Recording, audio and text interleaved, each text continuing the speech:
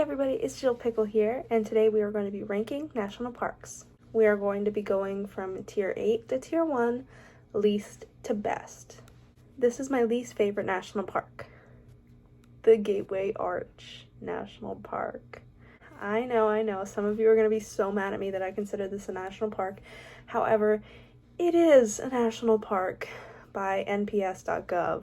The Gateway Arch is a 630-foot, both high and wide, arch built to commemorate the Lewis and Clark expedition. And it is just that. Nothing else. Next is Congaree National Park. It's just not it. Some of the trees are the tallest in the eastern United States, but that's really it. There's an elevated walkway called the Boardwalk Loop that guides visitors through the swamp. But it's just swamp and trees to me. There is not a lot. I mean, there is the Congaree River, but it's not enough. Still in Tier 8, we have Bryce Canyon. And I know some of you are rooting for Bryce Canyon, but it is not the best. Bryce Canyon is a geological amphitheater on Ponsagant,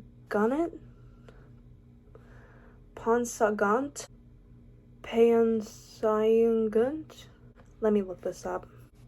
Ponsagant. On the Ponsagant Plateau, with hundreds of tall, multicolored sandstone hoodoos. I got these summaries off of Wikipedia, and they aren't really the best. I just didn't know how to summarize it into my own words, so I need a little bit of help. Back to the regular scheduled program. Cuyahoga Valley is next, and even though it's very dear to me, because it's the second closest national park to where I live, it's just not cutting it. This park along the Cuyahoga River has waterfalls, hills, trails, and exhibits on early rural living. Nothing much. It's really pretty, and I would love to go there. It's a dream to go to all of them. But it's just not my first pick. Next is Wrangell St. Elias, the largest national park in the system. It includes many of the continent's tallest mountains and volcanoes, and more than a quarter of the park is covered in glaciers. Next is North Cascades. Again, it's just not the best. Capitol Reef is next. Last park of Tier 8 is Gates of the Arctic, and you're probably wondering why it's so low. Alaskan natives who have relied on the land and caribou for 11,000 years, and it's very rich in history, but that's all it's rich in. It's beautiful. I would love to go there, and I would love to see the culture, but it's just not the best, and I have to make some very strict and hard decisions about which to me is the best. Hopefully that's better. The Badlands are next in Tier 7. The Badlands are a collection of buttes, pinnacles, spires, and mixed grass prairies. Some wildlife includes bison, bighorn sheep, black-footed ferrets, and prairie dogs. And while this is all fine and dandy, it's just not top-tier quality. After that, we have the Carlsbad Caverns. Not to be confused with Mammoth Cave. Mammoth Cave is the world's largest cave system.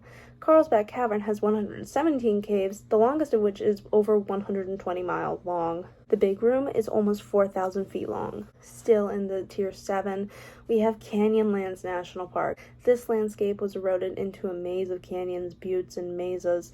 The park also contains rock pinnacles and arches, as well as artifacts from ancient Pueblo people. Next, we have the most recent, pretty sure that's true, national park inducted into the national park systems, Indiana Dunes National Park. It's what you would picture as the Jersey Shore. It has grass, it has sand, it has dunes. It's just not enough to cut it. Now we have New River Gorge. It is the deepest river gorge east of the Mississippi River. Voyageurs National Park.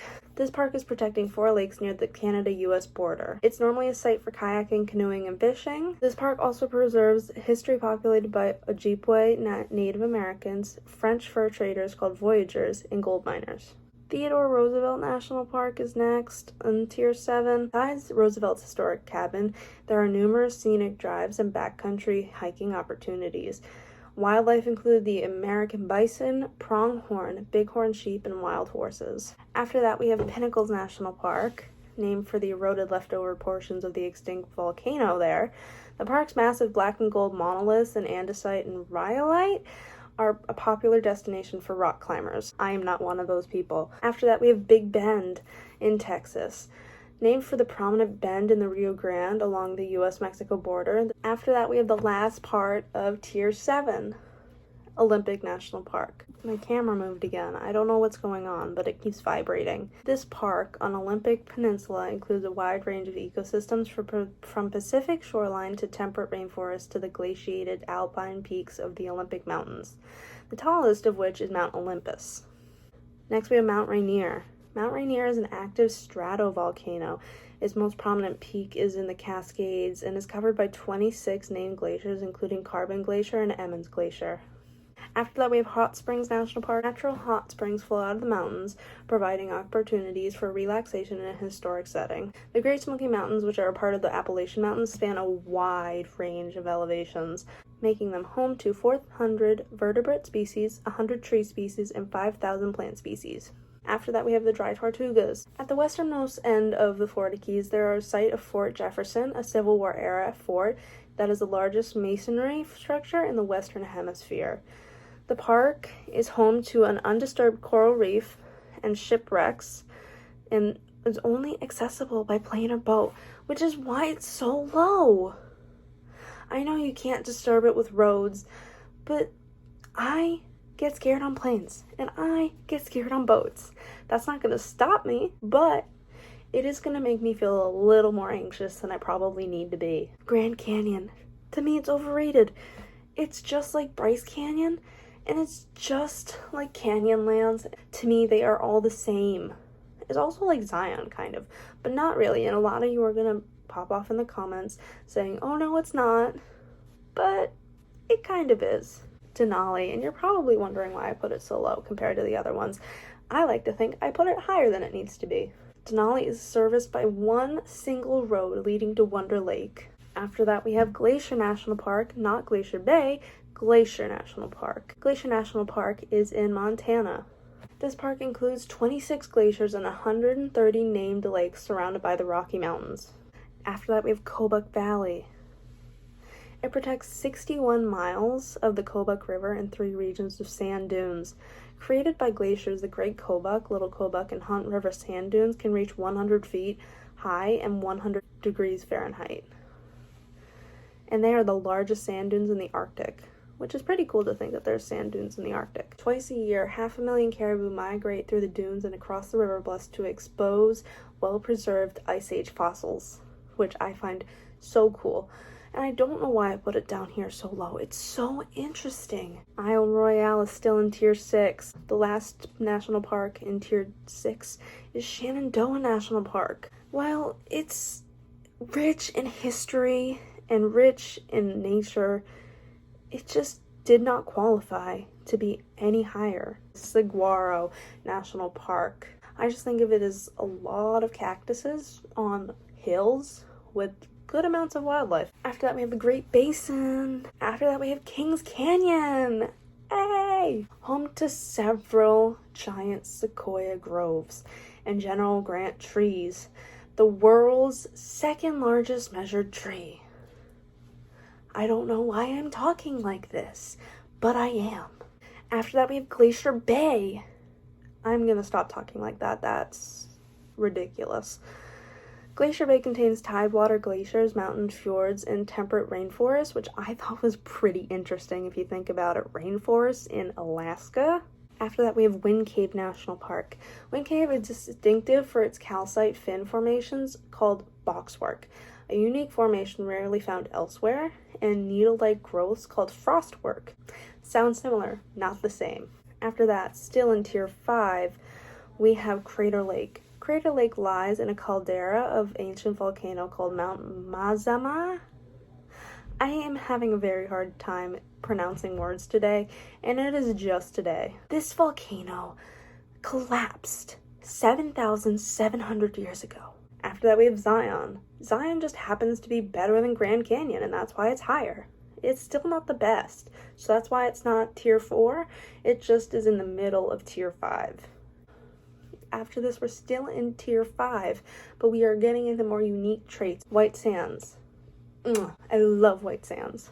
The white sand dunes are composed of gypsum crystals, the world's largest gypsum dune field. Next we have Sequoia. The park protects the giant forest, which boasts some of the world's largest trees. Not the tallest, the largest. After that, we have the last part of Tier 5, Hawaii volcanoes. The reason it's so low is because it's so visited. This park protects two of the world's most active geological features. Guadalupe Mountains are next, with Texas. The park contains Guadalupe Peak, the highest point in Texas. It also has fossilized coral reef from the Permian era. Lassen Volcanic. Lassen Peak is the largest lava dome volcano in the world. Gotta love it. After that, we have the Channel Islands in California. 5 of the 8 Channel Islands are protected, with half of the park's area underwater. These islands have unique Mediterranean ecosystem. Rocky Mountains. Wildlife include mule deer, bighorn sheep, black bears. I read that as black beans. I would like that noted. Black bears and cougars. After that, we have Lake Clark. Lake Clark features 4 active volcanoes. After that, you guys are gonna hate me, but Yosemite. Yosemite just has to fall here in Tier 4.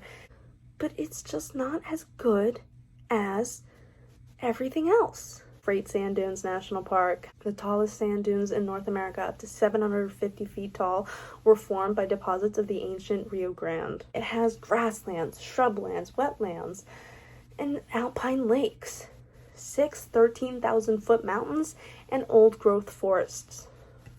It is not just Great Sand Dunes. After that, we have Mammoth Cave, the longest cave system in the world. Black Canyon of the Gunnison is next in Tier 4. The park protects a quarter of the Gunnison River. The canyon features some of the steepest cliffs and oldest rock in North America. Kenai Fjords is next. Next, we have Haleakala. I don't know if I'm pronouncing that right. Please feel free to correct me in the comments. The volcano on Maui features a very large crater with numerous cinder cones. And this park protects the greatest number of endangered species within a U.S. national park. After that, we have Biscayne. Biscayne National Park is the central part of Biscayne Bay. Threatened animals include the West Indian manatee, American crocodile, various sea turtles, and the peregrine falcon. Joshua Tree National Park is next. We have redwoods after that. Redwoods is slightly higher than sequoias only because I like redwoods better. That's just a personal opinion. You can feel free to disagree. The park and the co-managed state parks protect almost half of the remaining coastal redwoods, the tallest trees on Earth. The last part of Tier 3 is the Everglades. The Everglades are the largest tropical wilderness in the United States. Some areas have been drained and developed. Boo! On to Tier 2, Grand Teton. Grand Teton is the tallest mountain in the Teton Range. After that, we have Acadia National Park in Maine. Yay! Acadia features the tallest mountain on the Atlantic coast of the United States. Granite peaks, ocean shorelines, woodlands, and lakes. There are freshwater estuary forests and intertidal habitats. Next, we have Arches National Park. We're going to take it all the way to Utah. This site features more than 2,000 natural sandstone arches. The most popular arches being the Delicate Arch, Landscape Arch, Double Arch. Millions of years of erosion have created these structures in the desert climate, where arid ground has life-sustaining biological soil crusts and the potholes that serve as natural water-collecting basins. Other geological formations include stone pinnacles, bends, and balancing rocks. After that, we have the second to last in Tier 2, Petrified Forest. This portion of the Chinle Formation has the large concentration of 225 million-year-old petrified wood. Katmai. Over 2,000 grizzly bears come here each year and catch spawning salmon. Fat Bear Week. Now into Tier 1. I'm including the Virgin Islands and American Samoa. Last in Tier 1, Virgin Islands. I'm sorry. I'm so sorry. But the island park on St. James preserves pristine beaches surrounded by mangrove forests, seagrass beds, and coral reefs. It has Taino? Don't quote me on that. Archaeological sites and the ruins of sugar plantations from Columbus's time. While I loved the history and the nature behind it, it just was not the best, and it could not be any higher on tier 1. After that, we have Death Valley. I'm so excited for Death Valley. Death Valley is the hottest, lowest, and driest place in the United States, with daytime temperatures that exceed 130 Fahrenheit. It also has the lowest elevation in North America at negative 282 feet. It protects canyons, badlands, sand dunes, mountain ranges, historic mines, springs, and more than 1,000 species of plants that grow in geological graben. Mesa Verde. This area constitutes over 4,000 archaeological sites of ancestral Pueblo people. They lived there for at least 700 years. Cliff dwellings built in the 12th and 13th century include Cliff Palace, which have 150 rooms and 23 kivas, and the Balcony House with many passages and tunnels. One of the best archaeological finds, I like to think. Then we have number 2, American Samoa. I love it. The southernmost national park protects coral reefs, rainforests, volcanic mountains, and white beaches. There are also home to flying foxes, brown boobies, sea turtles, and 900 species of fish. And without further ado, here is number 1 on my favorite national park. Yellowstone! Situated on the Yellowstone caldera, the park has an expansive network of geothermal areas, including boiling mud pots, vividly colored hot springs such as the Grand Prismatic Spring, and regularly erupting geysers, the best known being Old Faithful. The yellow-hued Grand Canyon of the Yellowstone River contains several high waterfalls and 4 mountain ranges. More than 60 mammal species, including the timber wolves, grizzly bear, black bears, lynxes, bison, and elk, make this park one of the best wildlife viewing spots in the country. Now that is all. So thank you for watching this video, and if you got this far, please leave a like, please subscribe. We love you. Peace out.